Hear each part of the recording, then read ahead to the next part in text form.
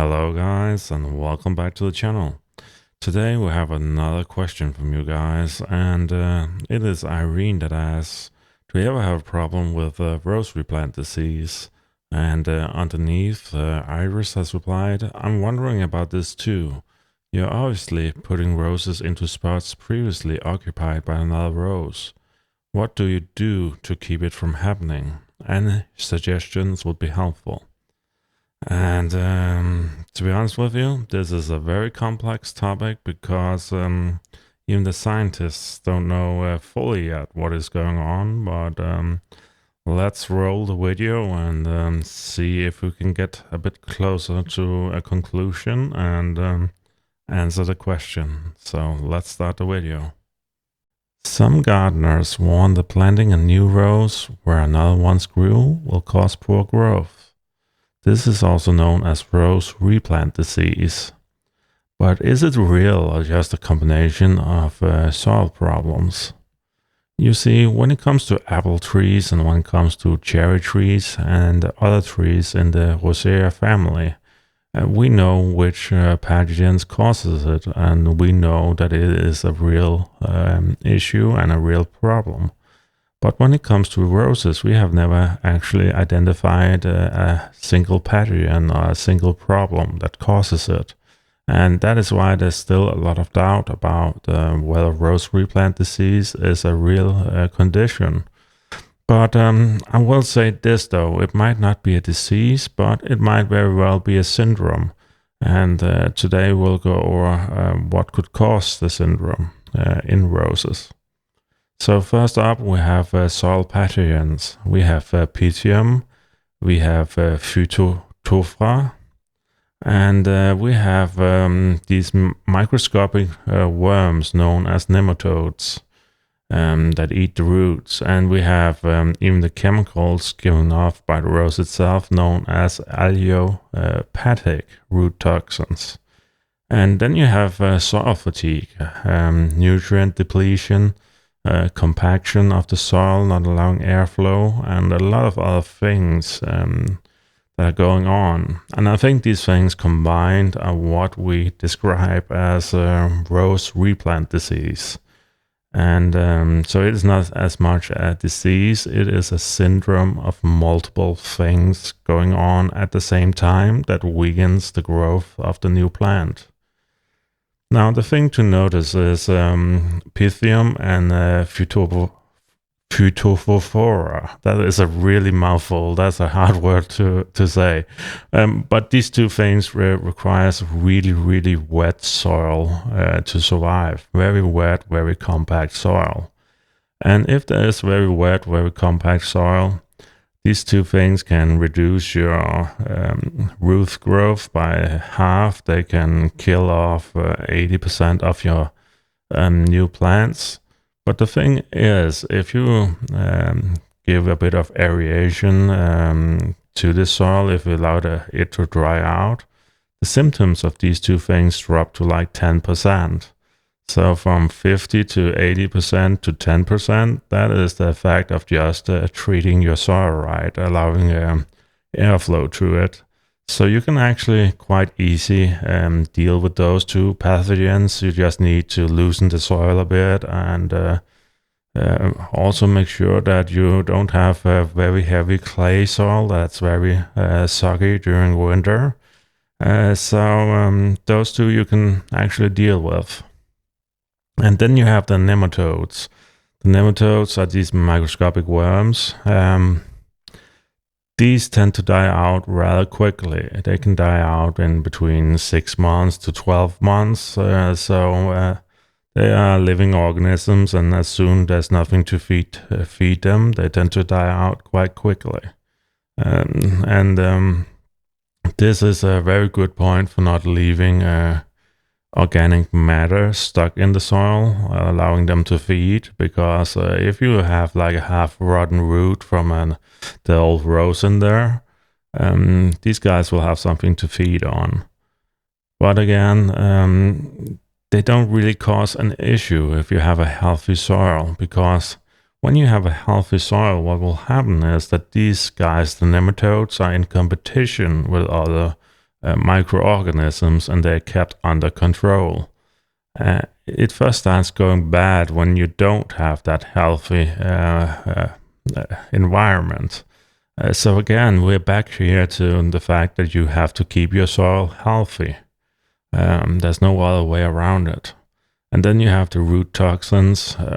Well, they are important, and you can, in most cases, all the issues with that goes away if you just replace a little bit of the soil around the rows you're replanting, like 30 to 40 centimeters.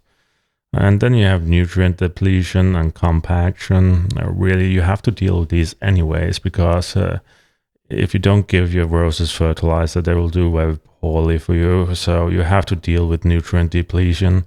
And you also have to deal with compaction, like I said before, for all the other reasons. Like most of your roses will die during the winter, not always from the very cold weather, but a lot of times just from standing water. And as I said before, soil pathogens really thrive in this standing water. So that is another reason to really avoid this compact soil you can get in your garden. Now, there are some evidence for replant disease. There were some studies done in Germany over 2 years where they will observe if they took rose soil from these big nurseries or where roses had been growing forever, that they will do very poorly. And if they took their soil and sterilized it or replaced it with healthy soil, they would start acting normal again. The issue is, however, that this tends to not be able to be recreated around the world. It tends to be recreated a lot in places like Germany and in places like the UK, but in Scandinavia, like where I live, and also in the United States, this has not always been recreated. And as I said before, they don't know a single cause of it, and that is why it is so tough to narrow down. But one thing you can say, though, is when you have a old rose bed where a lot of rose flowers have lived, you have a higher population of fungi and nematodes, especially if you have that wet, soggy soil. So if you really want to do something, and I think that is the big difference between it mattering and not mattering.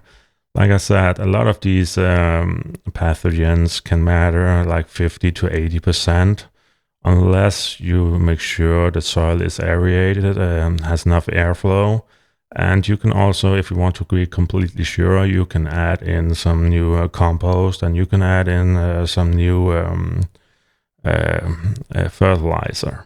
So if you want to be completely sure, you can just do those two things. You don't even need to go that overboard. You can just turn the soil around a bit and add in some new compost, some new soil. You don't have to do that much to avoid it, really. And you will go from maybe it mattering 80% to it mattering 10%. So don't see old soil as toxic soil. Just know that you have to do a little bit if you want to be safe. But let's see what else we can figure out. Well, as I said before, there's no single universal thing you can point to when it comes to rose replant disease, not like cherry trees, not like apple trees. And in many gardens, you can successfully plant the same plant in the same flower bed for many years in a row. For example, I have had flower beds where there's probably been roses for 20 years, and they act completely normal without me doing much. And if that is me being lucky, I don't know, because Scandinavia is one of the few places in the studies where it doesn't seem to be able to be recreated. But I also do have heavy clay soil, so in that way, my garden should be very prone to it.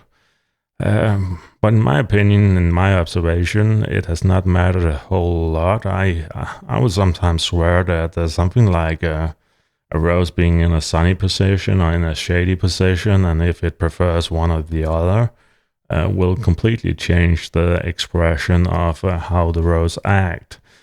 So I think there's so many things going on here besides soil that it can be a very complex issue to control, and I honestly believe it is a bit beyond control because there's so many factors in it that just compounds, and it is really the chaos theory in action. I also think some roses really don't care that much. I think some roses you could nearly stick in 5 grams of soil and they'll be perfectly happy. Like, please don't do that. But some roses are so easy to grow compared to other roses. So I also believe there are some roses that are more resistant to it. And I also know that from the literature, like in the literature, something like rugosa roses, multiflora roses, and a lot of other roses are very resistant to bad soil and to the nematodes and the pathogens in the soil.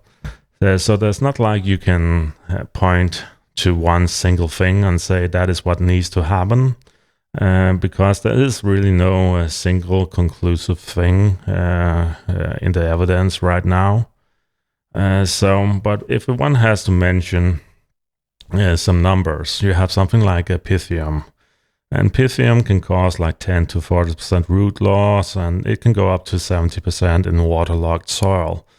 It is, again, what I've always been telling you guys. Waterlogged soil is one of the worst things you can have for your roses, especially during the winter months when they don't have the energy or the strength to fight off these microbiomes.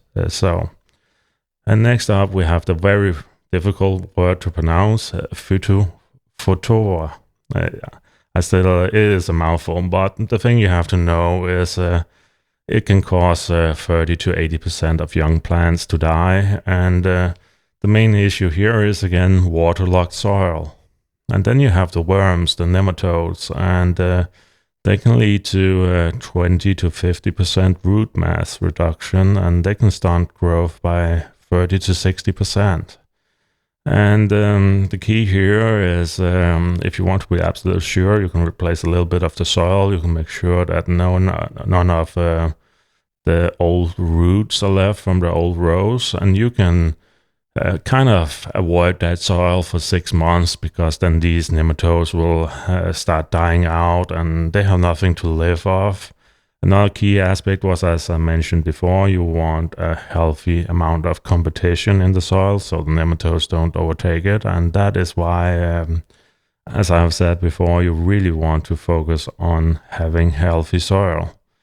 But the thing here is, if you have healthy soil, if it is well drained, then all these factors will matter less than 10%. Because, and then you can plant your roses like you want. You can even plant them in all spots. You just have to keep your soil healthy and well drained. And that is really one of the things to keep in mind here. It is not just about you planting a rose in the same spot. It is also about how healthy you kept your soil, how well drained the environment you have kept it in. So there are some life factors here. For example, root toxins survive 6 to 12 months without host. Nematodes survive 6 to 36 months. Pythium can survive 2 to 10 years as spores. And Phytophthora, it can survive 3 to 10 years. But as I said before, it depends very much on the soil it is in, because a lot of times if there is no host, if there's not standing water or anything, these things will die out very fast or have the population reduced very fast. So I hope all this makes sense. And if I had to give some practical recommendation, it will be always to remove old roots, improve the soil compost and organic matter, and make sure it is well drained and you have that airflow to the roots. And if you want to be absolutely sure, then things planted on something like multiflora rootstocks are more resistant to it, and also the rugosas. And yeah, if you have a problem spot in your garden, you might want to just let it be for a year. Don't plant anything in it. Let those microorganisms, let them die out, and plant in it next year. But to sum it up, I have never really had much of an issue with all of these things. I've also always been very fortunate that my roses seem to just want to grow here. And if I have issues, it is often due to weather changes, like the drought we had and a lot of other things. And I also sometimes think it is impossible to control everything. So, in my opinion, if you want to replace 30, 40 centimeters of the soil, turn the soil over a bit, then you can sleep safely at night. More power to you. Please do that. It is not a lot of work, of course, unless you have hundreds of roses. But my general experience is that the healthy varieties of roses will thrive even besides a good amount of abuse. And the very unhealthy varieties, you often can't do enough to keep those healthy. So guys, I hope this explains everything. I wish I could point to one single reason, one single cause, but there simply isn't any in the science. But it is most likely what is going on with apple and cherry trees, that you have these nematodes, you have these root toxins, you have these soil pathogens, and all those combined leads to the symptoms, along with compact soil, nutrient depletion. All these leads to the symptoms of rose replant disease. So if you want to be sure, you have to minimize all those things. So I hope this makes sense, and take care out there, guys.